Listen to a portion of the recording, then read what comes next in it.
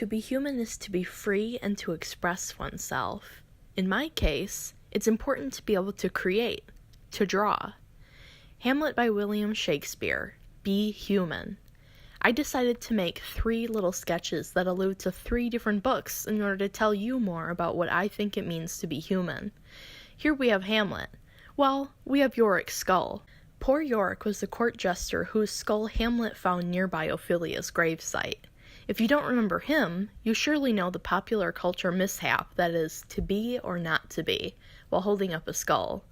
These scenes aren't related in the play, but it makes sense that people mix them up because of what they discuss, life. A lot of people go through the same internal dilemma as Hamlet. Is life really that significant? Are we really making a difference at all by going through the phases of the same old life cycle over and over again?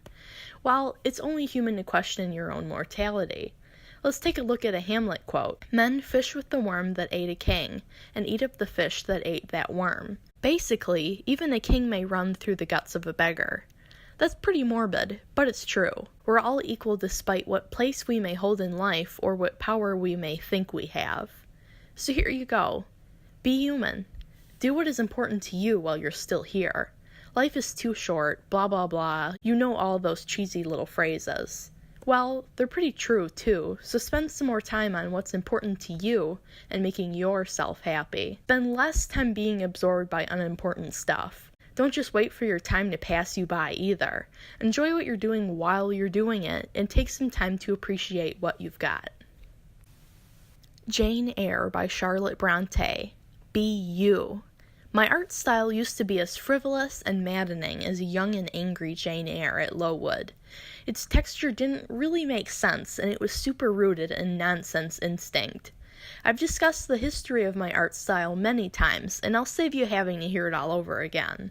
The point of this discussion is that you can make or do something great in any way. Every artist is pretty far away from perfect when they just get started. You can't just know how to make something out of nothing without some practice first. This can apply to anything that anybody wants to set their minds to. In Jane Eyre's case, she wanted freedom and independence, to be her own person and to make something out of herself. So, she got the education she needed in order to get herself employed. Jane went above and beyond and became a teacher at Lowood to teach others all the great new stuff she just finished learning. You know the story.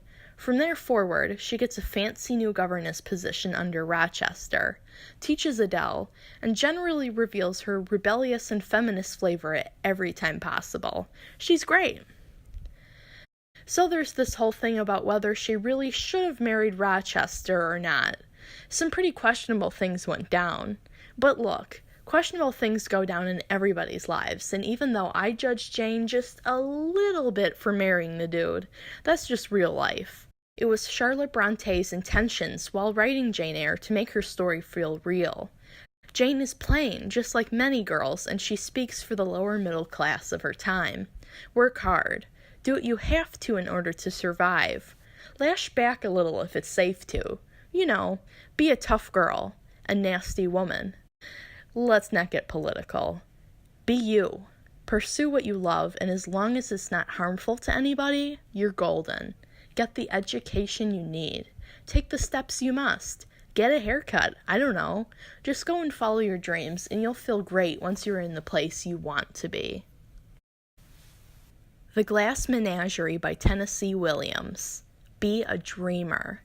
Most of you likely have not read The Glass Menagerie. It was my summer choice book. I won't give away any spoilers, but it's about a broken family. This glass unicorn is a member of the menagerie in Tom's sister Laura's room. Laura has a deformed leg and additionally seems to have pretty crippling anxiety in social situations, or is at least an extreme introvert. Because she couldn't bear to complete high school or even a typing course in order to get herself a job, her mother decided that it's best for her to find a good man to marry and take care of her. I think it's pretty sad that her case resorts to this, but that's beyond my point here. Laura was pretty sad and came off to me as a pessimist on life, but I do think she maintained some dreams in the end. My drawing here is of her glass unicorn, the star of her menagerie. No spoilers or anything, but the guy she had a crush on accidentally dropped it while he was looking at it and the horn shattered. Pretty symbolic of her emotions. I also think that Williams was a realist in the way that Bronte was. One connection I'll make between the two is that they based their works off of their own lives. Williams' play differs from his real life in a few ways, but it's pretty clear derivative, as is Jane Eyre for Bronte. So it's only realistic for Williams' story to be sad. Laura was like a Cinderella who didn't get her prince. She was a dreamer, though. She kept her little crew of glass animals in her room and kept them clean and presentable. I know they're inanimate, but really, she kept them happy. A lot of people like to care for other things. We like to personify objects that aren't living and give them a little extra flair that makes us feel as humans that we've done something good. I treat my drawings very delicately as if they were living in addition to other things, like my enamel pins. I mean, I spent many hours hand-sewing banners for them to gently rest on. Other people love to take care of animals, or perhaps just stuffed animals. We all love to feel fulfilled and important. Be a dreamer. Create goals for yourself. View yourself in high regard. That means respect yourself. Do good things that make you feel happy, and, of course, treat yourself. So, what makes me feel human? Here's a little comparison to show my art improvement over the years. I'm proud of it, so I document it all and flaunt what I've got. Why not? You can do the same with whatever you're pursuing. Being able to draw makes me feel human. That's why I just made you watch me do it. It's important for me to be able to continually produce artwork and keep myself accountable for it. Even when I'm so busy that I don't have time to draw, and that fact is painful, I still love drawing just for what it does for me as a human. It makes me feel capable and powerful. I have a visual memory, and seeing even just a snippet of one of my pieces allows me to remember much more about its subject, or about what was happening to me while I drew it. While I was writing the script for this, I looked at a 2016 drawing that I made for a friend's birthday and immediately remembered staying up until 2 a.m. to finish it one night and keeping myself awake by listening to a game playthrough on YouTube. And suddenly, I can't believe that was almost 2 years ago.